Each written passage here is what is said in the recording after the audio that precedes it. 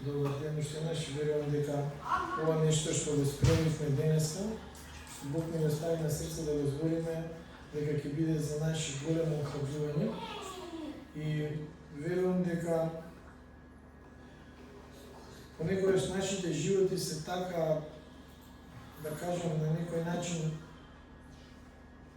имаат периоди кога се многу тешки, имаат периоди кога навистина е многу тешко да се пребродат некои работи во нашиот живот. И доаѓаат такви сезони каде што одиме низ пустината и толку е суво, толку е некако безнадежно. Но јас сакам да ве охрабрам дека не треба да живееме на тој начин, треба да живееме со надеж дека нашиот Бог е секогаш тука нас, дури кога ние не го гледаме тоа. Зошто велам дека е така, бидејќи на Библијата на многу места ни ветува дека нашиот Бог секогаш ќе биде тука за нас.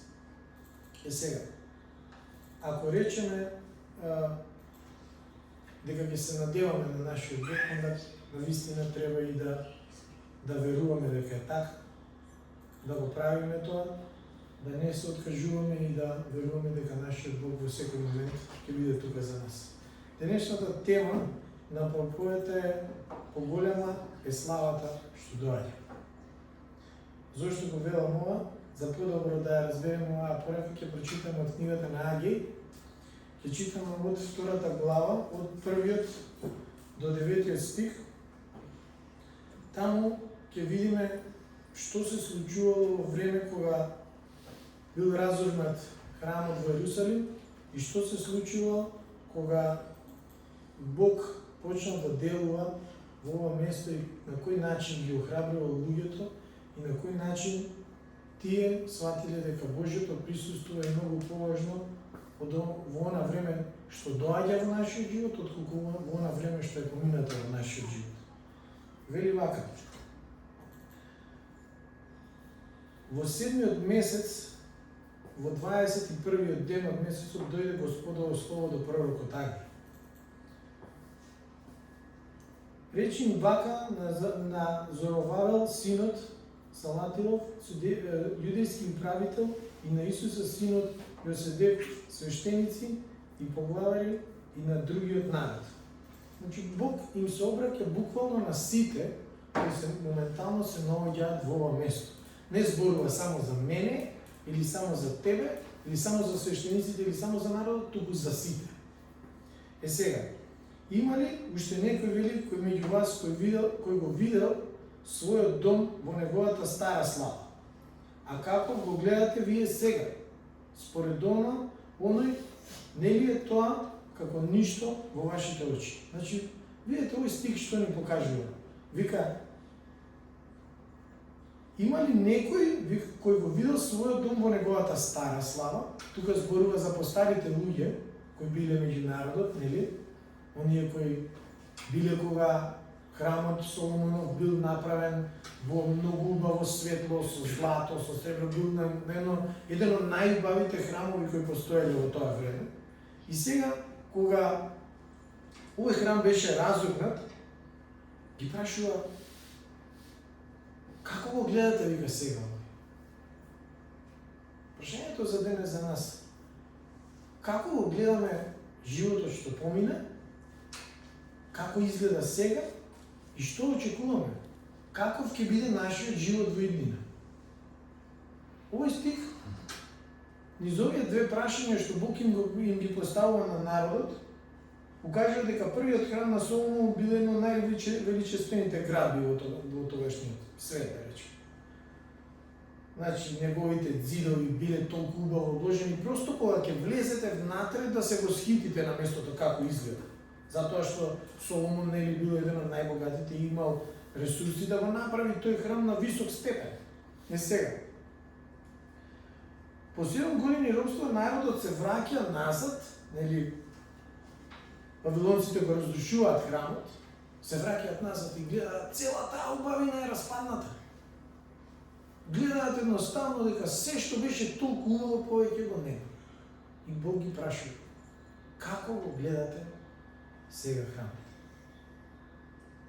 Кога ќе се сетиме за нашите животи, како беше порано, како беше кога го сретнавме Христос, како е сега и што очекуваме понатаму. Дали одиме во разочарување дека све оди надоле, како овој народ што го виделе храмот разорнат? Или одиме со надеж дека нашиот Бог ќе го направи тоа за кое ние највеќе се надеваме? Ќе прочитаме сега понатаму. Видите што вели 4 стих. И така вика, биди јунак, вика, Зоровавеле, слово е Господово, биди јунак, вика, Исус сине Јоседеков, вика, главен свештеник, биди јунак. Видите колку пати му повторува, биди јунак, вели. Бог навистина сака да ги охрабри сите. Народе, вика, на сета земја. Зашто јас сум со вас, вика, зборува Господ на воинствата. Внимавајте што вели. Јас, иако храмот е разорнат, иако све што беше толку убаво, Бог повторно вели, јас сум со вас. Иако нашиот живот некогаш се наоѓа во толку голема лоша сезона, Бог сепак вели, јас сум со вас. Тој не вели ве оставив негде. И сега, видите што пише во 5 стих. Поветувањето што ви го дадов вам, кога излеговте од Египет, мојот дух, вика, останува среде вас. Не бојте се. Има ли моменти во нашиот живот кога ние чувствуваме дека Бог е многу далеко? Вика 6 стих, зашто Господ на воинствата зборува вака, за малку, вика, и јас ќе ја растресам, вика, небесата и земјата и морето и копното. Кога ги земеме овие 4 глаголи, да речам, небесата, земјата, морето и копното, што ни укажува нас? Дека Бог ќе ги растресе сите работи околу нас и ќе направи повторно да не подигне. Растресување значи кога некој ќе го разбуди Бог, знаете? Кога некој навистина е толку разочаран, мисли дека се е безнадежно, Бог ќе го земе, ќе го растресе и ќе му рече: јас сум среде вас. Не заборавајте. Затоа и не сакам да заборавиме на тоа. Вика, ќе ги тресам сите народи за да дојде, вика, богатството на сите народи и ќе го наполнам со слава овој дом. Видете што вика, зборува Господ на воинствата, вика, вика, за да дојде богатството на сите народи. Какво ветување? Бог испраќа богатство и во нашиот телесен живот и во нашиот духовен живот. Кога размислуваме што ни недостасува во секојдневниот живот, ако направиме компарација со некои други земји во нашиот свет, ние живееме луксус. Се сложуваме за ова. Буквален луксус. Кога пак гледаме во духовниот живот, Бог секојдневно не охрабрува, ни дава радост, ни ја покажува таа љубов да знаеме дека ние не сме сами. Одејте во пустината. Колку и да е жешко, и да е 40 и 50 степени, Бог преку Духот Свети може да ни ја даде таа свежина за да стигнеме до таа ваза. Знаете? Сакам да знаете дека нашиот Бог не е Бог кој е човек па ќе сгреши или ќе заборави, или ќе се умори, или ќе заспие, или ќе рече ај ќе дојдам за неколку дена. Не, Бог, тоа што го ветува го прави во точниот момент. Гледайте сега, вика. Златото е мое, вика, среброто е мое, зборува Господ на воинствата. Се е на Бог. И токму заради тоа ние треба да очекуваме се од Него. Јас во мојот стар живот мислев дека сум многу силен, дека ќе излезам, ќе заработам, ќе сработам, тоа што ќе го сработам, ќе го донесам дома и тоа ќе направи да се пројави среќа, радост, здравје, сите работи. Мислев дека на тој начин се спечалуваат. Но дојде време кога сватив дека било какви богатства да имам на земјата, јас не можам да купам среќа. Не можам да купам здравје, не можам да купам радост, не можам да заслужам љубов и да му платам на некој. сите овие работи не можеме да ги добиме. Но кога го запознав Христос, во првиот ден кога ги побара сите овие работи, без работа, без мака, без вложен труд, Господ Исус Христос, заради тоа што го направи на крстот, тој ми ги даде бесплатно. Рече само дојди ке мене. Јас го направив тоа и до тој ден живеам живот кој е исполнет со сите работи што ми требаат. Ако некој ме праша мене, многу пати го кажам, дали нешто ми недостасува во животот, јас ќе кажам не. И сум сигурен во тоа и верувам во тоа. Затоа што секојдневно моето семејство има се што ми треба. Секојдневно гледам како Јован напредува. Гледам како сето тоа расте во целост. Бог никогаш не ја тргна раката од моето семејство. Има сезони, има суша, Бог дозволува за да ни изгради, но на крајот Бог го прави тоа. И затоа вели и среброто и златото се е мое. И затоа ние треба се од него да бараме. Во 9 стих вика, славата вика на овој втор дом ќе биде поголема отколку на првиот. Слово е на Господа, на војските и ќе му дадам мир, вика, на ова место. Слово е на Господа на војските. И ќе му дадам мир. Сега, оваа порака што денеска ја зборуваме не е само за храмот Божи, кој бил во тоа време во Ерусалим. Оваа порака е за секој човек што некогаш бил разочаран во својот живот. Јас сум бил апсолутно разочаран, верувам дека секој од нас сме биле некогаш разочарани и сме мислеле дека Бог е толку многу далеку, дека готово све се руши, све се распаѓа. Но во нашиот живот, кога гледаме кон нашите сили, ќе се разочараме. Ама кога гледаме во силата Божја, тогаш Бог ќе не охрабри.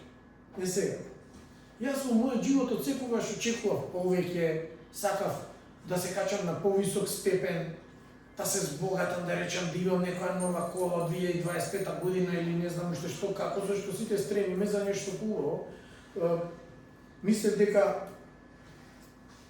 пак и дури кога поверувам, мислев дека ако дојдам кај Бог така едноставно и само поверувам дека се тоа ќе биде мет и млеко. Ама не испадна така. Мислев дека во мојот живот сите работи изгледаат розово, дека се супер, дека нема проблеми. Се до момент кога разбрав дека Јован има мал степен на аутизам и дека животот и баш не е толку едноставен.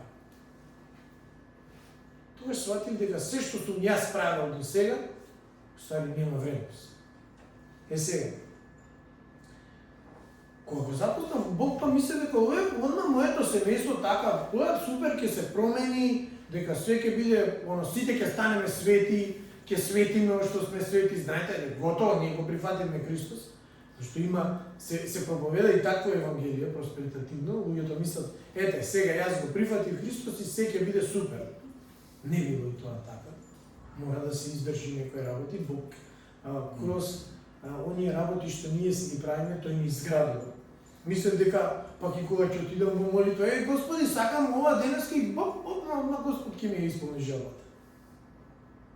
Ама Бог сака ние да покажеме верност, сака да покажеме истреност, да приоѓаме секојдневно пред Него, да го почитуваме телото Христово, да живееме заедно со телото Христово, да бидеме сите заедно на едно место, да моето семејство не доаѓа само јас додам или само Ивана да оди у црква, па доволно е.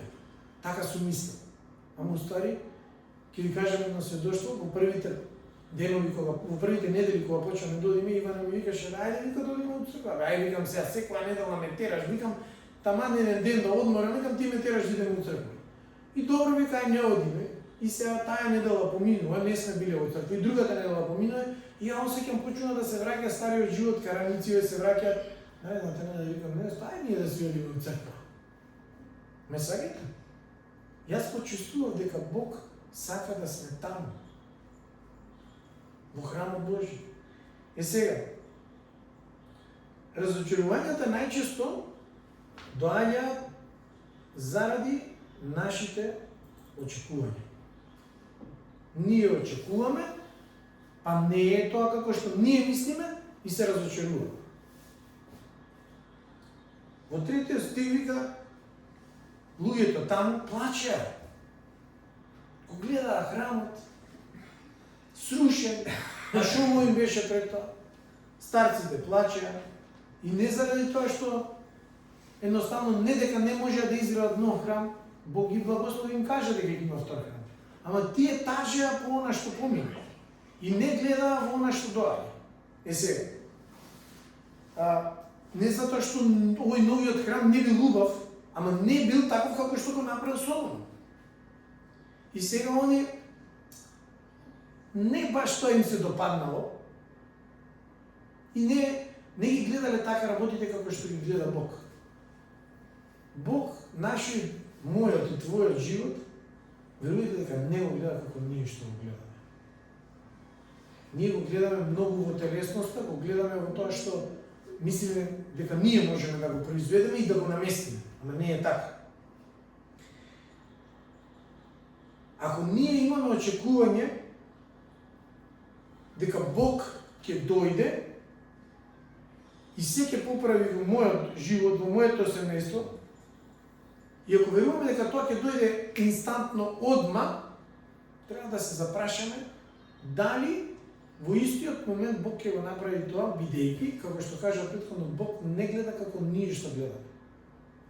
Сега, во 3 глава проповедник,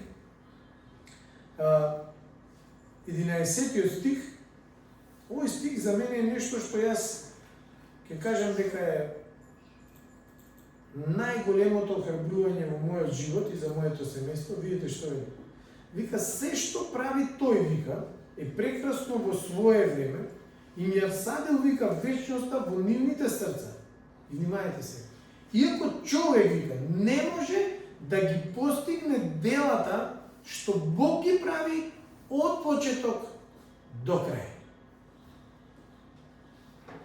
Значи, вика, иако човек не може да ги достигне делата што Бог ги прави од почеток до крај. Токму заради тоа, сакам да ве охрабрам дека ако Бог во вашиот живот го донесе спасението, и ако Бог ве водеше ни целиот живот до сега, тој ќе ве води и понатаму, тој не е човек да се откажи да ве остави на пола пат. Бог, вика, ви прави се да биде прекрасно во свое време. Затоа треба да бидеме трпеливи, да не доаѓаме кај Господ и да му речеме, Господи, ние вака сакаме, подпиши ми се тука, така нека биде како што сакам ја, туку да оставиме. Бог е Бог кој не сака до максимум. Бог не љуби како што ние љубиме. Тој нема да не остави, затоа Словото вели, тоа што го направи од почетокот, ќе го заврши, ќе го направи до крај. Бог нема да го остави моето и твоето семејство да пропадне, затоа што нашиот Бог умре за нас на крстот. Не направи една торта за роден ден и така ни рече, ајде, со среќа нека биде. Туку умре, го даде, Бог го даде својот син за ние да можеме да живееме. И ако замислете, ако тој се одлучи да го даде синот, зарем нема да го заврши делото што го почна во нас? Ја апсолутно верувам. Верувам дека еден ден нашите деца ќе застанат и ќе го прослават името Божие. Верувам дека еден ден Јован ќе зборува како што зборуваме сите, без препреки и без никакви пречки. Верувам дека ќе застане и ќе извика силно Исусе Господ. И токму заради тоа јас никогаш нема да се откажам да му верувам. Затоа што ми вели јасно Словото. Тој ги прави работите да бидат прекрасни во свое време, од почеток до крај. Ја многу пати во мојот живот се прашувам, Господи, зошто не те запознав порано, кога имав 5, 10, 15 години? Мене Духот Свети ми каже, немаше да ме сакаш вака како сега. Ние мора да поминеме некои работи во животот за да сватиме дека без Бог ние не можеме да направиме ништо. Сега, во Новиот Завет можеме да ги видиме и учениците. Дека и тие има своја промисла како и Христос од кога го најдоа што ќе направи, што ќе се случи, очекуваа они, во буквална смисла тој да влезе и да ја прогласи победата, еве јас сум Господ, тука сум сега, кој не ми верува ќе опоништам, другиве ќе ги спасам и толку. Така очекуваат тие. Христос дојде готово, сега се ќе биде супер. Очекуваа дека Царството Божје ќе се симне на земјата директно и дека готово, кој верува, верува, кој не верува, не верува. Не разбирате? Очекуваа дека Христос ќе дојде со круна како крал, а они бидејќи Господ знаат ќе бидат до него и ќе имаат висока функција. Но не се случи тоа. Место круна видоа крст. Разбирате? Затоа и нашиот живот не можеме да го донесеме пред Бог и да му речеме подпиши ми се, Господи. Бог има апсолутно различен план за нашиот живот. И затоа вика, тој прави се да биде прекрасно во свое време. Заради овие работи. Пример, они наместо да го распнат Христос, очекуваа победа, дека ќе одат, ќе газат пред Ерусалим, готово победивме, царевите ќе паѓаат, све ќе се случува. Такво некако размислување има. И кога работиве, доаѓа во расплет за Исус да биде распнат на крстот, да го убијат и да воскресне, они апсолутно не го очекуваат тоа. Сега, они место да го видат триумфот, да излезат као победници со дигнати раце, алелуја, да викаат, они гроб видат. И сега си викаат, леле, се разочарава. Умре нашиот Господ. И сега, кај е победа, а кај е круна, а кај е царство, што се деси? Дали ние во нашиот живот, кога ќе дојдат такви тешки моменти, го нема Господ. Го правиме ли тоа? Ама видите што се случи во победа. После 3 дена се случи најголемата победа. Ама Бог во тие 3 дена сака да не научи дека не се прават работите во наше време. Можеше да бидат 2, можеше 1, може 15 минути да беше. Така? Но Бог одлучи на третиот ден да воскресне. Затоа треба да бидеме трпеливи кога нешто се случува во нашиот живот. Да останеме со цврста вера. Словото вели, возвратете му со тврда вера и тој ќе се замине. Тоа зборува за оној нечистивиот кој сака да ни прави проблеми во нашиот живот. Возвратете му со тврда вера на ѓаволот за да се замине. Сега, во Лука 24:27 вика, ние се надеваме дека тој е оној кој ќе го избави Израел. Они веруваат, доаѓа Христос, све е завршено. И сега, видите дека ние се надеваме. И надежта, што ја има, в буквална смисла, Бог го направи тоа. Само не одма како што сака они. И стварно, Христос го избави народот. Го донесе спасението. Така? Сега, кога ние пак и само се надеваме, а не веруваме дека тоа ќе биде, тогаш сме разочарани. Они беа разочарани, бидејќи очекуваа силна победа, се надеваа дека нешто ќе се случи, ама не беа со полна вера. Но, кога го видоа Исус воскреснат, тогаш им се смени мислење. Заради ние кога го видовме Исус во нашиот живот, не треба ли да останеме со цврста вера до крај? Кога ја осетивме Божја благодат, кога ја осетивме Божјата љубов, многу пати ги речам, Бог не избави, не исцели, не спаси од некои проблеми во нашиот живот, зарем не треба да останеме со цврста вера и да кажеме, Господи, јас секогаш ќе бидам во Твојот дом, секогаш ќе останам во молитва, јас секогаш ќе бидам таму каде што ќе посакаш Ти. Колку од пророците во Стариот Завет, кога Бог изрази желба и рече, кој го да го испратам? Па извикаа сите, еве ме, тука сум, Господи. И токму заради тоа, ние треба истото да го правиме.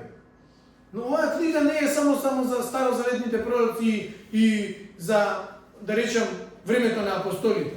Тоа е тотално лажно учење. Оваа книга е направена да трае до вечноста. И затоа ние треба да живееме на истиот начин. Да бидеме спремни секое утро да му речеме Господи, фала ти што се разбудив, но и еве ме тука сум, кажи што да направам. Такви треба да биде. И народот кога гледаше во храмот не размислуваше на тоа што доаѓа. Ние треба да размислуваме на тоа што ќе дојде во нашиот живот, дека ќе си ги видиме нашите деца здрави и прави, дека нашите деца ќе излезат на прав пат и ќе одат по Христовиот пат и дека нашите роднини ќе се спасат и сопруги и сопрузи и сите ќе бидеме на едно место, таму горе во Царството Божјо. Таков треба да биде нашиот живот. И не треба да се отргнуваме од тоа. Ќе гледаме, нешто се случува, не оди, се распаѓа, но не треба да си речеме Бог не е тука. Знаете зошто? Затоа што Бог секогаш работи најсилно кога ние мислиме дека сме изгубили. Е токму заради тоа. Бог, внимавајте, секогаш работи најсилно кога ние мислиме дека се е изгубено. Е тогаш се појавува Божјата сила. Си викаш готово е, све колабира, нема надеж. И еве го Бог, ни вети. Тука ќе бидам јас за тебе. И нема да те оставам, и нема да му дозволиме на ѓаволот да победи. Е сега, кога Исус умре на крстот, изгледаше како Сатанава да победила, не? И кога ние губиме, ние мислиме дека готово, се распаѓа. Но што се случи? Изгледаше како да пропаднал Божјиот план за спасение. И ѓаволот, готово е, ги средивме. Го убивме, тука е крајот. Ние сме победници. Но нашиот Бог е Бог над сите богови. И кога сите мислеа дека се е загубено, тогаш се случи најголемата победа за нас. И кога во денот, кога ќе мислите дека во вашиот живот пропаѓа и нема пари, и нема финанси, и нема здравје, и нема напредок, и децата одат надолу и семејството пропаѓа, тогаш Бог ќе ја пројави својата сила. И никогаш нема да не остави да пропаднеме. Зашто Исус во 28 глава Матеј 19 стих ни вели, 21 стих, ќе бидете, вика, ќе бидам со вас во сите дни до крајот на светот. Затоа треба да веруваме дека нашиот Бог никогаш нема да не остави. Е сега, кога изгледаше како Бог да молчи, кога сите беа збунети, во токму тој момент учениците мислеа дека приказната завршила, Бог го започна нашето спасение. Во моментот кога ќе си кажеме не бива, Бог го ствара патот за излез од проблемот. Е таков е нашиот Бог. Не е Бог кој, Словото вели, тој е сочувствителен Бог. Да се сочувствуваш со нечии проблеми, значи дека ти го сакаш тој човек. И затоа Јован 3:16 вели, зашто Бог толку го возлюби светот што го даде својот син. Јас искрен ке. Ја не сум спремен да го дадам мојот син. Зашто не може да го направам ти. Ја не сум Бог. Јас сум обичен човек. Само Бог можеше да го направи. Да го даде своето најмило. Ама знаете и зашто можеше? Зашто знаеше и дека ќе го воскресне. И затоа јас верувам дека нашиот Бог е тој што нашите распадливи проблеми ќе ги направи победа. Нашето разочарување ќе го направи надеж. И затоа јас ќе останам да му верувам. Е сега, петокот за нив беше крај, бидејќи Бог веќе беше спремен и знаеше што ќе направи, ама луѓето не знаеа. И во петокот беше се колабира. Кој момент од нашиот живот е петок? Кој момент од нашиот живот е петок? Кога велиме, ете, тука е крајот. И кој момент е недела? Јас ќе ви кажам. Јас се трудам максимално петок да не постои во мојот живот. Трудете се вие петок, денот на разочарувањето, да не постои во вашиот живот. Туку да живееме со надеж дека нашиот Господ е тука во секој миг кога ќе повикаме кон Неговото име. Е сега, кога гледаме во книгава Навид, Бог не ги гледа урнативите, туку ја гледа славата што доаѓа. Е сега, народот гледаше помал храм, помалку ресурси, нема злато, така сребро, пак да се направи исто храмот да биде супер, помалку луѓе, некако не можат да ги видат работите што доаѓаат, гледа помалку слава, некако се е главно празно, нешто не е како што треба. Но Бог гледаше на тоа што тие не можеле да го видат, бидејќи Бог имаше план. Зошто? Затоа што Бог знаеше дека еден ден Исус повторно ќе влезе во овој храм на Јерусалим. Нашиот Бог ја знае иднината. И тој знаеше дека иако ќе направат сега мал храм, кој не е толку многу убав како што беше храмот на Соломон, Бог не гледаше во ѕидовите, не гледаше во околностите, не гледаше во луѓето, туку гледаше во надежта која доаѓа. Знаеше дека неговиот син ќе помине низ таа порта, низ таа врата во храмот и дека славата ќе биде многу поголема од онаа што беше претходна кога беше храмот на Соломон. И навистина тоа се случи. И токму заради тоа сакам да го охрабрам. Дека минатото во нашиот живот секогаш ќе биде помало од онаа иднина која ни престои заедно со нашиот Господ Исус Христос. Бидејќи таков е планот Божји. Нашиот живот секогаш ќе напредува ако сме со Христос. Ако сме без Него, ни следи голема удомница. Во вториот храм влезе Спасителот на светот. Не влезе некој обичен само човек. Влезе јагнето Божјо, кој го даде својот живот за ние да не ја платиме цената. Влезе Месијата, Спасителот наш во буквална смисла. Влезе царот на сите цареви. И затоа вториот храм има многу поголема слава. И затоа, од кога ние поверувавме во Христос, нашиот живот ќе биде многу подобар и многу поубав и поблагословен од животот што беше порано. Сега, Соломоновиот храм имаше злато, но вториот храм има нешто многу повредно, нешто што е нераспадливо, нешто што е апсолутна надеж за нас, нешто што ние мора да го сочуваме до крај. Вика, оној кој ќе издржи до крај, ќе биде спасен. Затоа мора да го љубиме Бог со цело свое срце. Сега, во Новиот Завет храмот стана повеќе од зграда. Зошто? Затоа што Словото во 1 Коринтијани 3:16 ни вели: не знаете ли вие дека не знаете ли дека сте Божји храм и дека Божјиот дух живее во вас? Драги браќи и сестри, на Бог не му се важни зидовите. Не му се важни како изгледа нашата црква.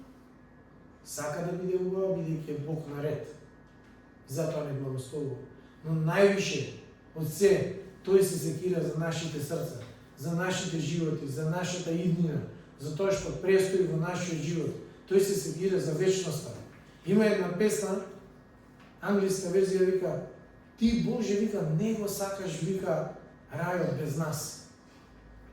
Драги браќи и сестри, тој сака, Словото вели, таткото сака, вика, никој да не загине. И заради тоа, кога сме ние храм Божи, ова целосно ја менува нашата перспектива на живот. Од старозаветниот до новозаветниот живот. Аге зборуваше за физички храм, но во Новиот Завет Христос зборува за жив храм, кој сме ние. Сега, може би денес, собствените слабости нашите падови, нашите болести, нашите солзи, нашите разочарувања, ни се некаква прешка. Но Бог гледа нешто друго. Бог не гледа во нашите слабости, затоа што знае дека може да ги промени.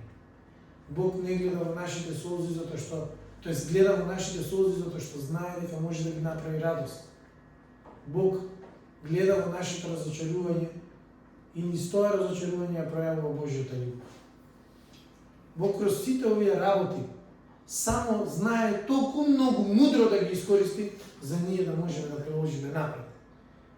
Сега, тој гледа во храм кој се гради на духовен тем. Тој гледа на нешто што Павле вика, а оној вика кој го почна доброто дело во вас, во Филипјаните 1:6 дека ќе го доврши до денот на Исус Христос. Немојте да живеете со мислата дека Бог нема да го заврши доброто дело во вашиот живот. Многу пати сум кажал, децата што се раѓаат во христијанско семејство имаат многу подобра стартна позиција од оние кои не го познаваат Христос. Зашто? Затоа што од самиот старт Божите благослови и Божиот план е веќе формиран за овие луѓе. Затоа сакам да знаете и јавно сите да ги повикаме, кој не го прифатил Христос, нека размисли дали доволно благослови течат во неговиот живот. Дали тоа што Бог го замисли за неговиот живот се случува. Дали тоа што Бог сака да му го даде, он го добива. Или едноставно не прифаќајќи го Христос, тој се оттргнува од Божјата благодат. Благодат значи да го добиеме она што не го заслужуваме. Ние заслуживме смрт заради нашите гревови, но Бог преку неговата милост и благодат ни даде да го добиеме она што не го заслужуваме, а тоа е нашето спасение. Да ги и на тој начин ги добиваме и благословите и сите оние убави работи што Бог сака да ни ги даде. Сега, ако некој денеска мисли дека во Божјото молчење се пронаоѓа и Божјото отсуство, јас сакам да ви кажам дека тоа е апсолутна грешка. Во моментот кога ние мислиме Бог го нема, тоа е апсолутно тука. Не сакам да бидете обесхрабрени, затоа што јас ми се случува и јас да се почувствувам така, но после неколку секунди си велам, мене Господ ми вети. Исус Навин вика, не плаши се, вика, 1:9. Каде и да одиш, вика, јас сум со тебе. Твојот Бог е со тебе. Немој да се плашите. И знаете зашто и не треба да се плашиме, и треба да станеме многу потврсти луѓе, зашто Бог не ни вети дека се ќе биде лесно во овој свет. Рече, ќе имате страдања заради моето име. И ако го прифатиме тоа, наградата што ќе ја добиеме заради ова прифаќање, ќе биде многу поголема од она што сега се случува околу нас. Никогаш не ни рече нема да плачете. И тој самиот просолзе. И ние некоја ще заплачеме во нашиот живот. Но треба да сме ексклузивно спремни да сватиме дека после секоја солза доаѓа радост. После секој дожд доаѓа сонце. После секоја буря морето се смирува. И затоа Исус вели, кој вика на некакво време нека дојде кај мене и јас ќе му дадам мир. И вика мирот кој го надвичува секој ум ќе го дадам. Затоа треба да знаеме и да веруваме кога Исус ќе ни рече јас сум со вас, тоа да го веруваме, да не биде само реченица помината низ нашата глава, да не се разочаруваме дека нашето семејство е готово, дека нешто нема да биде, дека работи да одат надолу. Бог е секогаш тука за нас. Сега, ако Бог ни верува и вели јас сум со тебе и нема никогаш да те напуштам или да те оставам, тоа значи дека разочарувањето е доказ, не е доказ дека Бог не напушта. Ако си бараме некои такви докази да се ставиме, мене е заради она, Бог ме напушти, ај почекајте малку да видите дека не е така. Почекајте и ќе видите дека Божјото ветување секогаш ќе се произнесе на крај, во добар исход. Зошто? Бидејќи затоа што се содействува за добро на оние кои му веруваат. Ќе ви дам уште еден пример. Јован Крстител, оној кој го крсташе Исус, оној кој слушна глас од небото. Замислете ние да сме биле таму. Сега да загрми небото и да рече, ова е мојот возлюбен син во кој ми е милината. Тој го слушна тој глас. Тој види како Духот Свети се спушта на Исус. И што се случи? Човекот разочаран, збунет, имаше прашање. Ти ли си или оној што треба да дојде или друг да чека? Замислете. Оној кој го слушна гласот Божи се разочари и праша, ти ли си оној што треба да чекаме, но Исус сепак даде потврда, не му рече, ајде ти покај се што виде, Ако се сомневаш, току му рече, одите и кажете му дека ќе се случуваат чуда, да не се сомнева и тоа се случи. И сега, најголемата слава Божја и најголемата победа за нас, за нашите семејства, за светот, доаѓа после најголемата темнина. Има период во нашиот живот, многу е долго. Мене ми е многу долго. Искрено ќе ви кажам, многу ми е долго. Ама секој ден таа темнина почна да стане осветлива. Од ден во ден, секој ден е се посветло и посветло. Зашто Исус ни каже, јас сум светлината на светот. Затоа сакам да го охрабрам. Во Римјани 28:28 вика, се содействува за добро на оние кои му веруваат. Верувајте му на Бог. Не се откажувајте. Стоите на тоа што ви го ветил. И нашиот Бог не е човек да се премисли. Од солзи, од загуби, од неправди, од разочарување, од ранатени. Бог е, јас ќе ви кажам, специјалист да ги воскресне сите тие работи. Кога велам специјалист, значи дека ништо нема да се случи поинаку од тоа што сака Бог да направи. Ако знаеме дека нашиот Бог е специјалист и ако веруваме дека тој ги обрати сите оние што ги сакаме да ги видиме во Царството Божие, ако тој ги обрати, ги исцели сите оние што сакаме да ги видиме исцелени, тој вели, се што ќе побарате, вели, во моје име, ќе ви се даде. Не вели нешто што ќе побарате во моје име, се што ќе побарате во моје име, вели, ќе ви се даде. И затоа треба да станеме да му веруваме црсто. Луѓето гледаат крај, а Бог во нашиот проблем ќе гледа нов почеток. Тоа го запамтиме. Ако денес си разочаран од себе, Бог се уште работи. Ако си разочаран од луѓето околу тебе, знај дека Бог останува верен и пак работи во нивните животи и ќе ги промени. Ако си разочаран од околностите, Бог се уште седи на престолот. Таму околностите не се менуваат. И вика, Исус секојдневно вика се застапува за нас. Онаму каде што ние мислиме дека е празно, Господ пополнува. Сега, ако си разочаран затоа што во молитвата не си добил некаков одговор, не заборавај дека учениците го минаат 3 дена мислејќи дека се е завршено.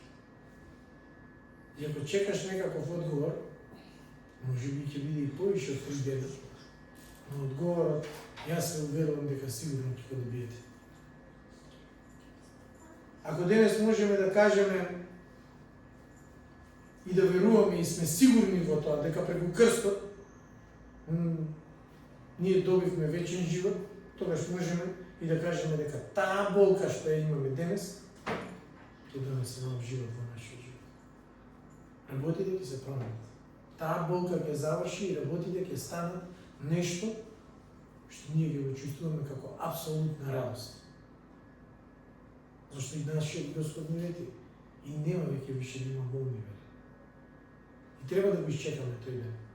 Јас знаете, некојаш се размислувам и си велам, бидејќи Библијата ни ветува дека оние кои не можат да го спознаат телото Христово ќе завршат сигурно во рајот, тогаш јас си велам, гледајќи го моето дете, јас треба да бидам родител кој ќе се труди да му верува на Христос до крај и да си го види своето дете здраво и живо во Царството Божие. Е, таму ќе имаме обновени тела. Таму нема да има аутизам.